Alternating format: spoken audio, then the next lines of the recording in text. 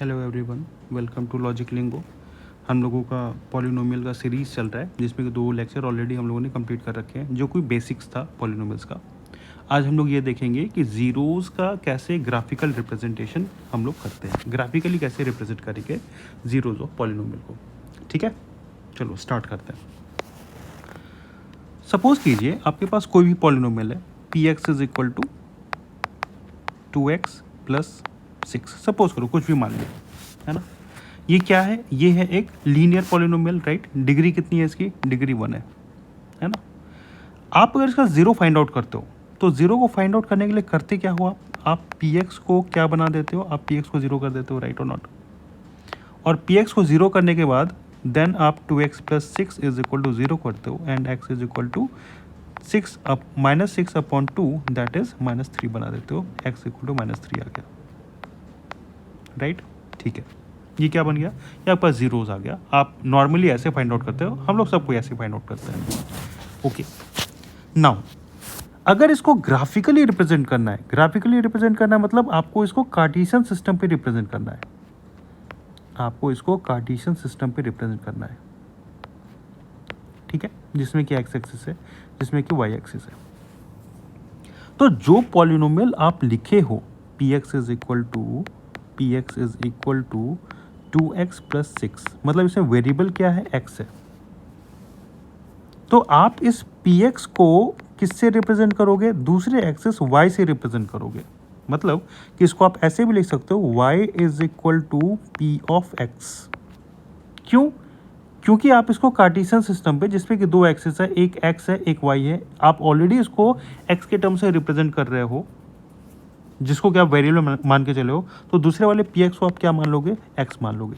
तभी इसको हम लोग इस कार्टेशियन सिस्टम पे रिप्रेजेंट करेंगे, ठीक है।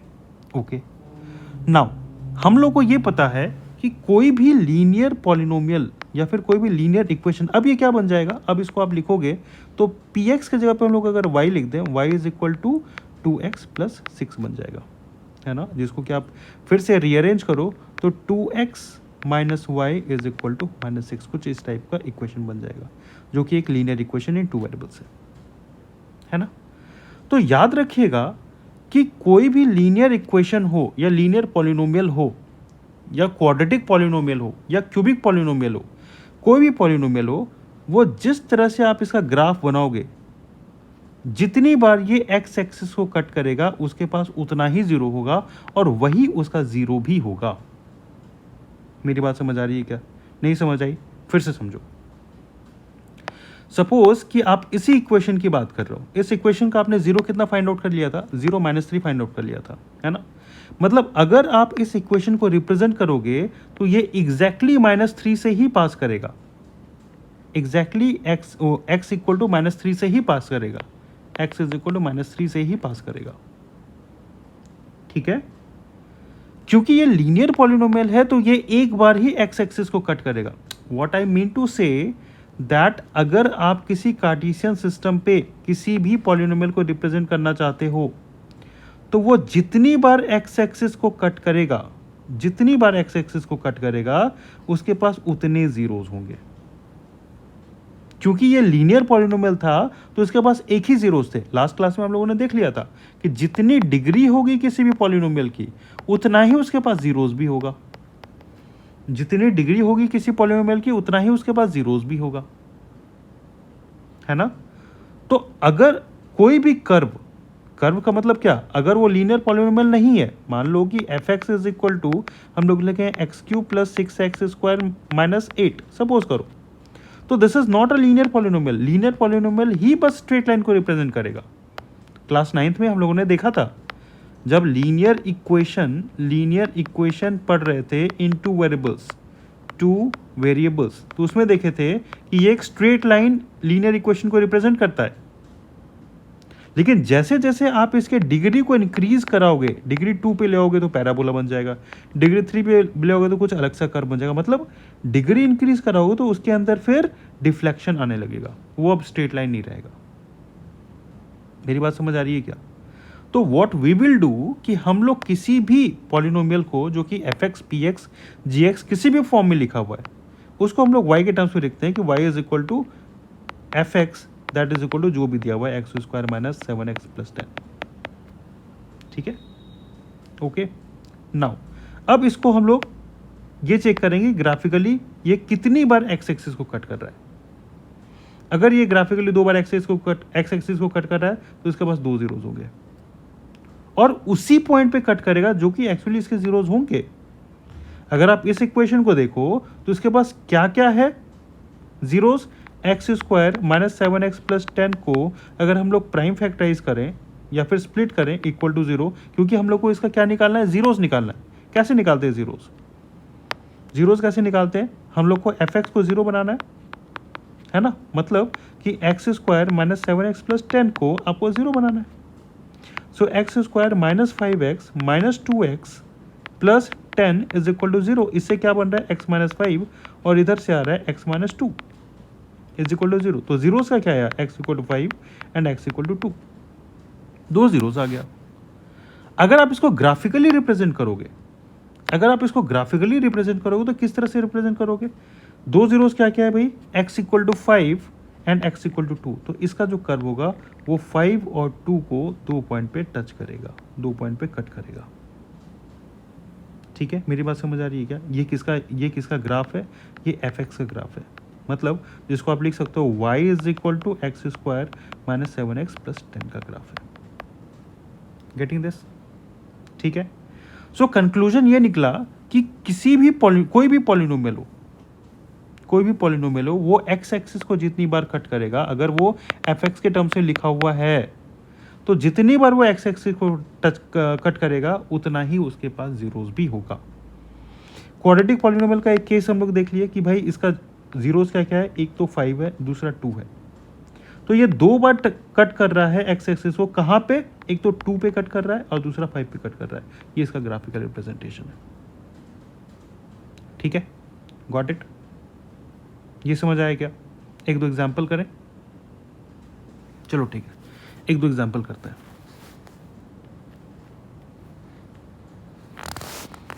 सपोज करो कि एक ग्राफ बना हुआ है अपने पास, ये कुछ इस टाइप का है, ठीक है, और ये किसका ग्राफ है, ये कुछ एफ एक्स का ग्राफ है, और क्वेश्चन दिया हुआ है find the number of zeros of the given polynomial. कुछ नहीं करना है, जितनी बार ये एक्स एक्सिस को कट करेगा, एक पॉइंट पे कट कर रहा है, दूसरे पॉइंट पे कट कर रहा है, तीसरे पॉइंट पे कट कर रहा है और चौथे पॉइंट पे कट कर रहा है, तो नंबर ऑफ जीरोस कितना हो गया, number of zeros is equal to 4, number of zeros is equal to 4। और अगर ये पूछे कि व्हाट आर दैट जीरोस, तो जो ये वैल्यू होगा आप इस ग्राफ को चेक कर लेना, जो वैल्यू होगा वही एक्चुअली उसके जीरोस भी बन जाएंगे। ठीक है, बात समझ आई क्या, सीधा सा कंक्लूजन ये है कि आपके कार्टेशियन सिस्टम को जितनी बार कोई भी ग्राफ कट करेगा उसके पास उतने ही जीरोस होंगे। स्ट्रेट लाइन है तो एक ही बार कट करेगा तो इसके पास एक ही जीरोस होंगे, है ना, क्लियर है क्या ये बात। ठीक है, जैसे एक और इक्वेशन देखते हैं, मान लो कि ये कार्टेशियन सिस्टम है और ये रहा आपका ग्राफ। अब बताओ इसके पास जीरोस कितने हैं, इसके पास जीरोस कितने हैं, ये कुछ एफ एक्स का ग्राफ है, f x is equal to something होगा, कुछ भी होगा एफ एक्स इक्वल टू, उसका ग्राफ बनाया हुआ है। अब इसके पास जीरोस कितने होंगे, भाई इसके पास एक ही जीरो है, इसके पास एक ही जीरो है क्योंकि ये एक्स एक्सिस को एक ही पॉइंट पे कट कर रहा है। ठीक है, क्लियर है क्या ये चीज़, इसके पास एक ही जीरोज है, मतलब एक ही इसके पास रियल जीरोज है, एक ही इसके पास रियल जीरोज है। रियल जीरोज का मतलब आप इसको नंबर लाइन पे डिनोट कर रहे हो। ठीक है, हम लोग के पास बेसिकली क्वाड्रेटिक पॉलिनोमियल पढ़ना है स्पेशली, तो थोड़ा सा क्वाड्रेटिक का केस देख लेते हैं, है ना। क्वाड्रेटिक पॉलिनोमियल, इसके बाद में क्वाड्रेटिक ही कवर करूंगा, उसका जो भी फॉर्मूला है उसका जीरोस कैसे फाइंड आउट करेंगे और उसके जीरोस में रिलेशन, ये सब चीज़ नेक्स्ट क्लास में करेंगे। सो क्वाड्रेटिक पॉलिनोमियल जिसको कि आप रिप्रेजेंट करते हो किस तरह से, कुछ a x square plus b x plus c के फॉर्म में, f x is equal to. इसका जो ग्राफ होता है ना, ये हमेशा एक पैराबोला को डिनोट करता है, याद रखिएगा इस चीज़ को। हायर क्लास में आप पैराबोला पढ़ोगे, ये कुछ इस टाइप का होता है, यू शेप का होता है, अपवर्ड पैराबोला और डाउनवर्ड पैराबोला, ठीक है। तो जो क्वाड्रेटिक पॉलिनोमियल होता है उसका ग्राफ हमेशा एक पैराबोला को रिप्रेजेंट करता है। अब इसके कुछ कुछ केसेस होते हैं, ठीक है। ये पैराबोला मान लो कि a x square plus b x plus c, ये इसका बेसिक फॉर्मेट है। आप इस टर्म्स में किसी भी इक्वेशन को लिख सकते हो, किसी भी पॉलिनोमियल को लिख सकते हो, जैसे 2x square plus 5x minus 6, है ना, इसी फॉर्मेट में है ना ये। जैसे f x is equal to minus 6x square plus 7x plus 10, है ना, इसी फॉर्मेट में, ठीक है। तो ये एक पैराबोला को रिप्रेजेंट करेगा। अब पैराबोला एक्चुअली दो टाइप का बनेगा इस केस में। एक तो बनेगा अपवर्ड पैराबोला,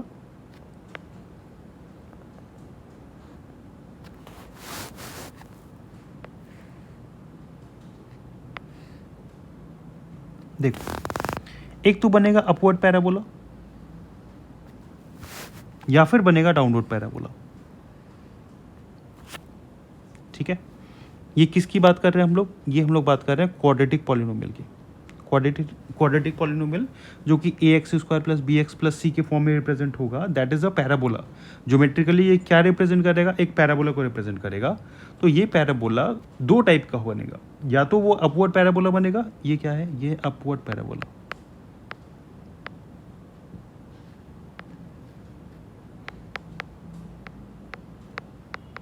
या फिर ये डाउनवर्ड पैराबोला बनेगा, ये है डाउनवर्ड पैराबोला।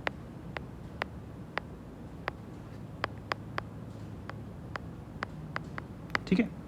अपवर्ड पैराबोला का केस ये है कि जब a का वैल्यू ग्रेटर देन 0 है, किसमें, in a x square plus b x plus c में, उस पॉलिनोमियल में अगर a का वैल्यू बड़ा है 0 से, तो आपका अपवर्ड पैराबोला बनेगा।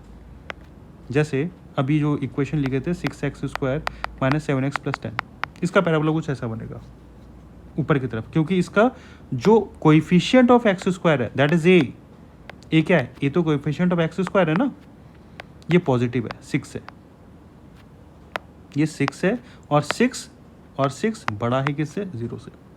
सो इस केस में अपवर्ड पैराबोला बनेगा।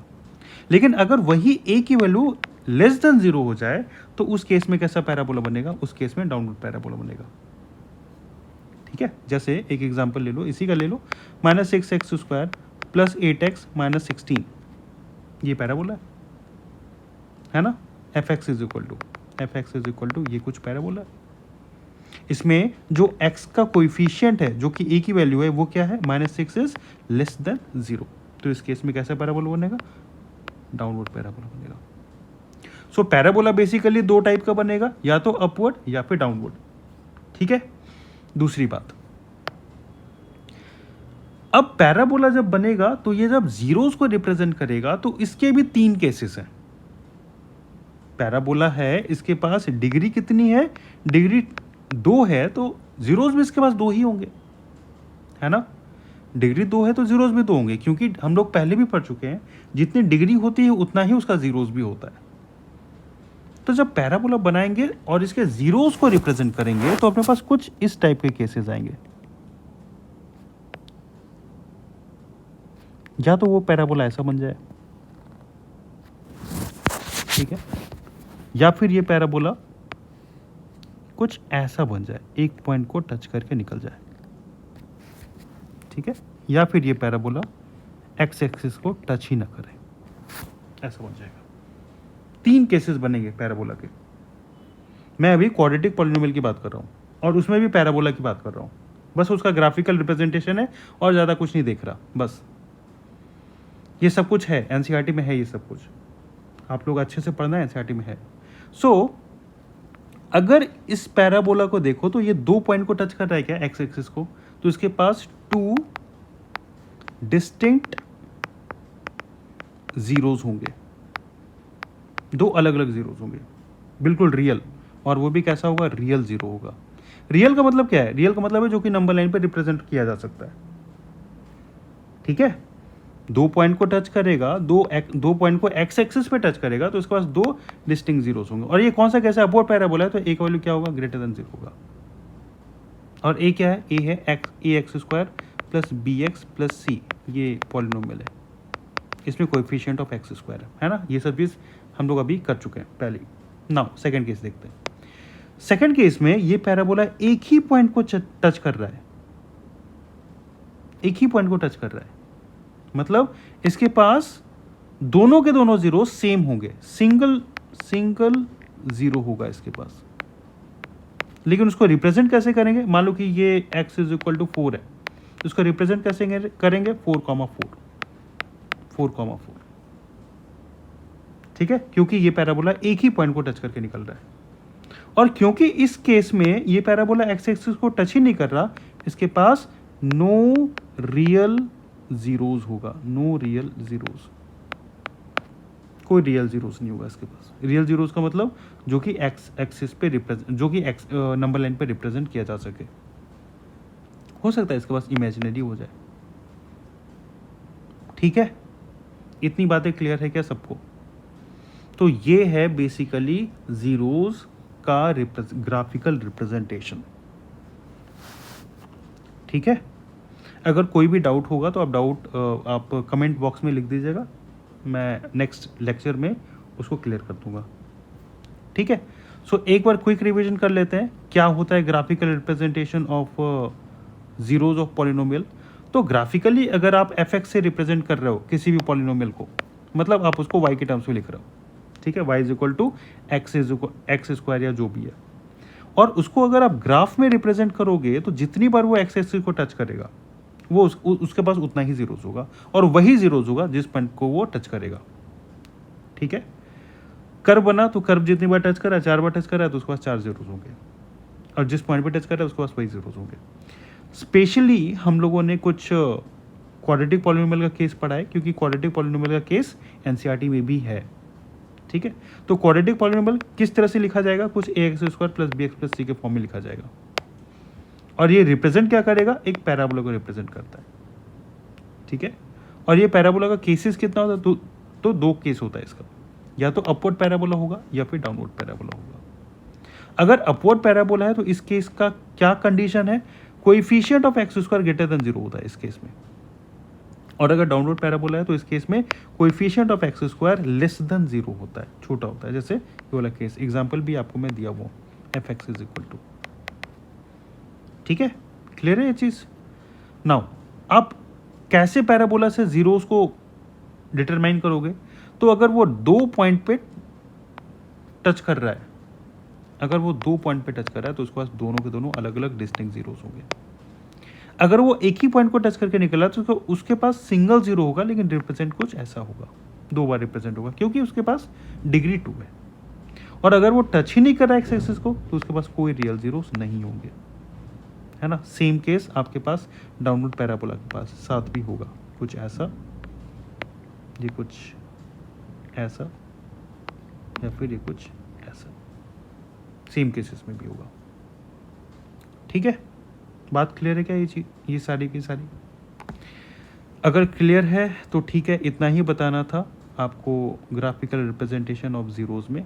नेक्स्ट क्लास में हम लोग क्वाड्रेटिक पॉलिनोमियल स्टार्ट करेंगे, और क्वाड्रेटिक पॉलिनोमियल का कुछ जीरोस निकालना भी सीखेंगे, ठीक है, बाय स्प्लिटिंग मेथड।